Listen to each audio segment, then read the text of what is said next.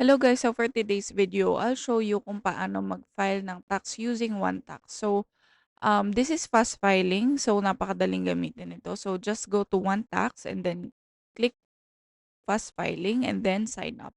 So, magsa-sign up pa lang din ako. So, I have to fill out my first name, last name, and then email address at mobile number.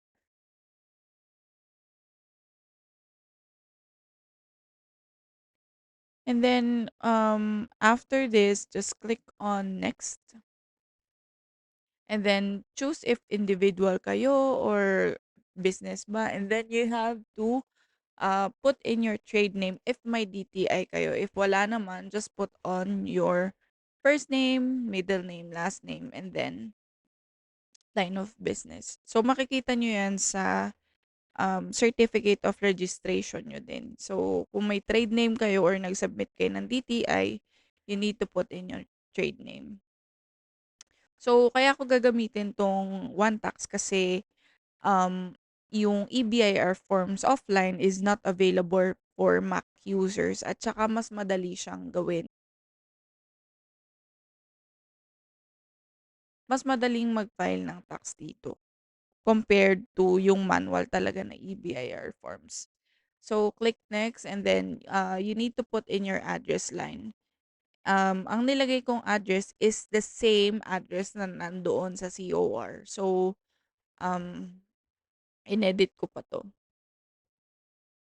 So, ayun nga, you can also use this if Windows user ka, and napakadali niya kasi ifi-fill out mo lang yung mga kailangan, hindi mo naman kailangan hanap or hindi mo na kailangang alamin kung ano yung ifi-fill out mo kasi, very straightforward naman itong platform nila. Yun nga lang may bayad siyempre. So, you need to put in your TIN number. One moment. Ayan, and need nyo din ilagay yung RDO. So, makikita nyo rin naman yan sa COR nyo. And then, create your password para naman pang-login nyo dito sa platform nila.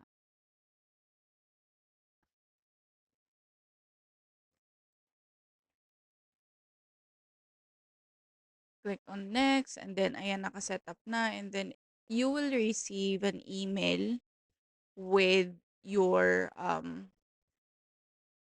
code. So, ayan. Need nyo i-confirm yung email. And once confirmed, you can log in na. So, lagyan nyo na yung password nyo. And then, click on sign in. Pag naka-sign in na kayo, you will receive another email with PIN code. So, parang OTP siya. I think you also receive this on your mobile phone number. So, kapag naglagay kayo ng mobile phone number. So, ayan. Nandito na tayo and then you can start your return already. So, you can choose from whatever return you are going to file. So, ngayon, income tax return ang i-file ko. And then, I'll click on next and then pipiliin ko yung um, 1701Q kasi quarterly yung ifa-file natin na tax. Ayan. So, 1701Q. And then you choose the year kung anong quarter yan. Then click next. And then yung form, ayan na. So, click nyo lang yon and then check yung date kung tama. And then background information you need to put in or your identification or your TIN number is already there. Change to single proprietor. Um, yung address nyo nandun na din. Put in your yung alphanumeric tax code. So makikita nyo rin yan doon sa um, COR nyo. And then put in your birthday and then your citizenship. Don't forget that kasi yung mga walang fill out dito, magkakaroon ng NA yan. So, nilagyan ko naman yan or nag-amend ako ng citizenship kasi nga, na-file ko siya ng walang citizenship. So, ayan.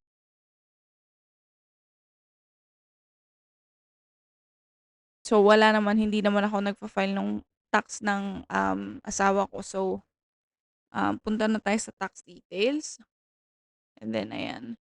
So, 8% yung sa akin. So, pupunta ako do'n sa section ng for 8%.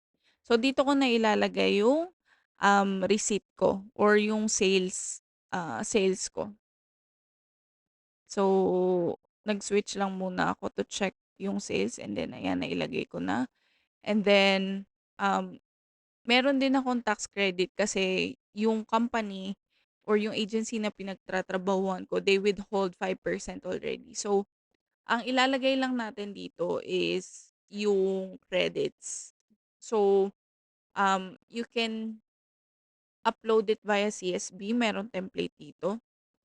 Click nyo lang yung south dun sa katabi nung um, tax credit. Pero kung isa lang naman, i-manual nyo na lang. So, madali lang naman din siyang mag-manual. Okay? So, nailagay ko na yung aking tax credit. So, ito yung pangalan nung yung company na nagbigay ng tax credit sa inyo. Hindi ito yung pangalan nyo. Okay? So, nandun din yung ATC or yung code. I-check nyo, i-double check nyo kung WI010 ba or WI050 kasi yung sa akin 50. So, pinalitan ko naman siya at the end. And then, ilalagay nyo kung magkano yung tax amount, yung net amount, at saka i-automatic na yung tax amount dyan. So, ayan. Ayan. So, since naka-save na, i-close ko lang yan. And then, mag-auto-populate na yung um, credit or yung number 58, and then ima-minus na yun dun sa babayaran yung tax. So, as far as I remember, nasa 2,000 plus yung babayaran ko from the summary. But since 13,000 yung credit ko, I won't have to pay anything for this quarter kasi meron pa akong tax credit. Bakit naman, baka may nagtatanong, bakit ka nagkaroon ng tax credit or bakit wala kang babayaran? Kasi po, mina-minus natin yung 250,000. So, yung first 250,000 mo for the year, hindi yun taxable. So, since yung company or yung agency is nagtatax na sila kahit di pa ako lumalampas ng 250K, ayan, binabayaran na nila yung 5%. So, wala akong babayaran for this month. So dito nyo na makikita kung magkano yung babayaran nyo. So, since naka-negative 10 siya, ibig sabihin wala akong babayaran. So, pwede nyo palang i-preview yung mga ginawa nyo. So, you can click on the preview on the upper part. And then, may lalabas dyan na may nakasulat na draft. So, draft pa lang kasi yan. So, hindi pa natin na-file. Kaya, meron siyang draft na nakalagay doon sa ano. So, pwede nyo i-check kung tama yung information nyo from here, kung masanay kayo doon sa pagpa-file ng EBIR forms. So, ayan. And then, para nga makapag-file is kailangan nyo nga ng credits. So, as I mentioned, meron tayong babayaran dito. So, meron akong isang attachment which is the South or yung 2307. So, I have 2 pages or 2 attachment, yung mismong ITR at saka yung South. So, ang babayaran ko is 240. So, 120 per return siya. So, pwede kayong magbayad via Maya credit card or Union Bank for this. So, Maya yung ginamit ko. So, QRPH lang ako. I scanned it and then I paid 120. So, I have naglagay ako ng credit na 120 for the first time. And then, since meron nga akong attachment, need ko din, naglagay ulit ako ng another 120 after.